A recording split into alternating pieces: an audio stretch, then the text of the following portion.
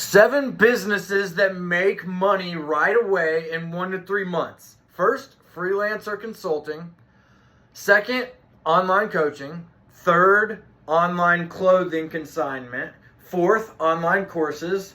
Fifth, online stores. Sixth, starting or creating a SaaS product. And 7, childcare and education. I got that from the Founder podcast. They got, not a podcast, but their article. It's a really good article. And I know I need to start working on my hook, so I had to bring it. So, yeah, the Founder podcast, I got it from his story earlier. It was really good. It was a awesome read, so I wanted to share that with you guys. If y'all want to dive deeper into how to execute, check out Nathan Chan and the Founder. They're out of Australia. I freaking love their team, man. They're so awesome. So, back to long form, but I know I need to work on my hooks because I keep being like, yo, and I don't think that's people are like, this freaking jackass, as opposed to this is good business content, which I think is pretty good, but I kind of like the, chill, badass business podcast or whatever. So, anyways, so I'm thinking about doing 2 videos today because I have this class I have to do tomorrow at noon, so I might change shirts and do 2 videos. I'm thinking about doing that. And also, I took this weekend off. I didn't work out Saturday or Sunday, and my heel's starting to feel a lot better. I worked out today, and it's not back to where it needs to be, but it's feeling a lot better. I don't think y'all really give a fuck, but I wanted to share with y'all where I'm at, and I feel pretty good about that. So, what is our first question of the day? Long form, crushing it with this long form. Okay, how did you go from working at a golf course and as a grill cook to getting into sales? Excellent question. Okay, what I did was I networked when I was working at the golf course and at the restaurant, and I met some pretty cool people at the restaurant, and one of them was interning with this company that hired salespeople, and I was like, yo, man, put a good word in for me. And he got me an interview, and I had left the grill cook and left the golf course, and I had started, moving my way up I started serving tables at this other restaurant. And I was there, and I was working on starting my own fundraising business. And I got the interview, crushed it, and I got the job. So yeah, it's all about networking,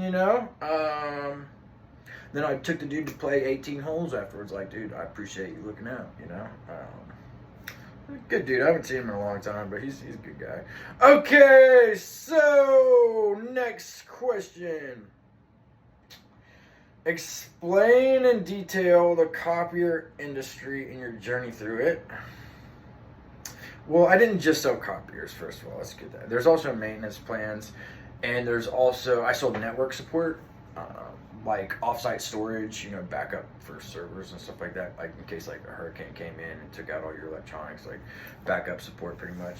And I'll tell you right now, if you're thinking about getting into network support, selling information technology, you gotta know your freaking shit, because when you're dealing with those CTOs, dude, they're freaking smart as fuck, and they can make you feel dumb as fuck if you don't know your shit. So you've got to know your shit. It is so much work to get into that industry if you're in sales.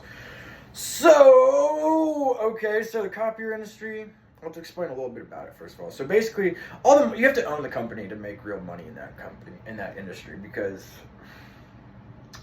so basically there's maintenance plans, and the industry average is okay, one print piece of paper, black and white, even if it's just one word, it costs 1 penny. But with the toner cartridges as big as they are, they're the breakdown is it costs 0.00001. The profit margins are freaking and then it's 7 cents for color copies, and it costs less than 1/10 of a penny to print it out, and you're making 7 cents. So you do the math, when people are doing 5,000 copies a month, they're crushing it, there's so much money in that business. But I just with DocuSign and everything, because when I was doing it, man, I freaking loved it. Because then you make money off the hardware, and I sold for Canon and Lexmark and Savin, and And whenever you make sales, like, you don't just like make commission, you also get like perks and stuff from these big companies, you know, like you have like your own card and they're like, oh, you close the deal, like here's some money. So it's pretty cool. But yeah, all the money is in the maintenance on it, you know.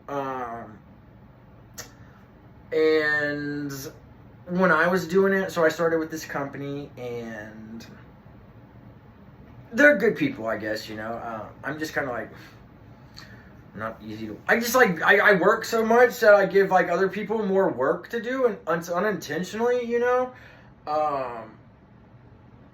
So people didn't really like me there, but then also like, they didn't treat me very well. Like, they put me on, and I was very appreciative of that, but like, they didn't treat me very well. So I started talking around to the competitors. You know, I got to know people in the industry. What's up, Ron? Like, that was my dude. He was with Rumbles, and yeah. So then I started talking with these other, and there's like this one dude in this company. I really like this business model because like he like would always have lower prices, and he beat me in some competitive deals. I was like, man, who the fuck is this dude? So I went and worked for him for a little while, and I was like, yeah, I'm gonna make enemies. And like my first day with his company, like I literally like closed the deal. You know, I was like, literally first day, just walked in the door, just like hit him with a freaking a 30 play. You know, I was just like, yeah, just no big deal, just freaking close the deal my first day on the job. You know, so I mean, it was all right, but he got like real threatened by me, and he fired me. And he owed me like $8,500 or something like that. He's a real piece of shit.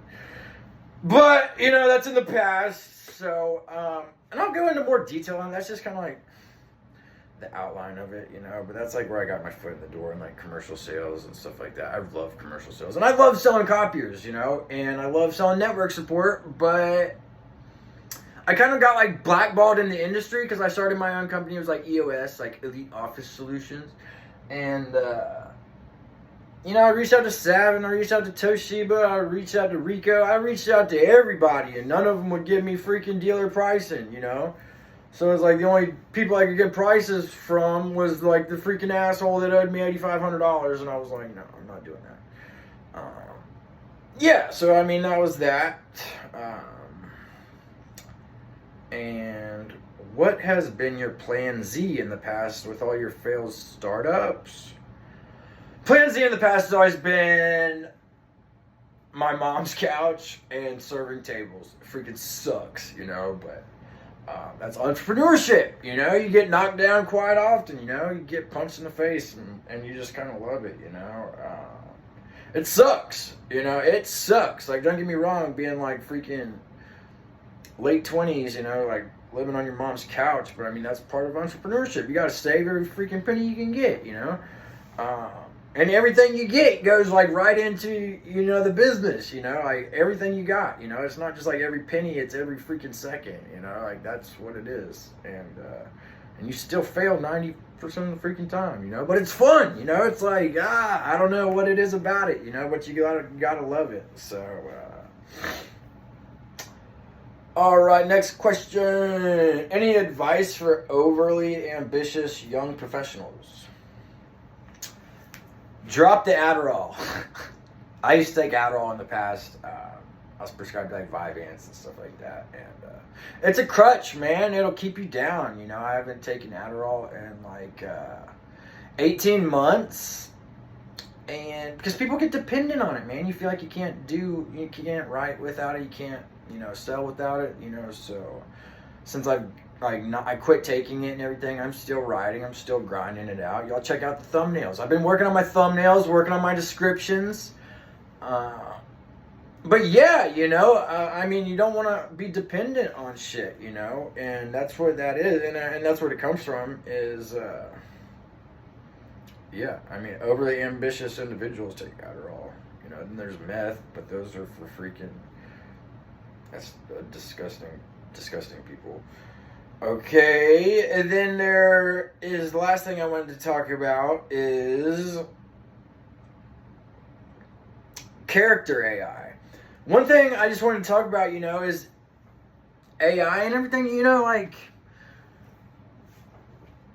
you got to watch out for deep fakes on the internet, you know, because they're out there big time. And I'll tell you the easiest way to spot them, and I learned this from one of A16 and Z's episodes, but is if you look at people's hands and they don't like, and you know, they're not like proportionate with their body, it's usually an AI simulated bot, you know, it could. And because there's this one girl on Instagram that I follow, and she's so freaking hot, and I'm just like not sure she's a real person, you know. She's like too freaking hot. So I'm not gonna like put her on blast or anything like that, but yeah, you know. So 10:36, almost 11 minutes, freaking crushing it today. So I appreciate you guys coming today, and remember that I love you. And for watching me, you know, and remember that you can be what you will to be.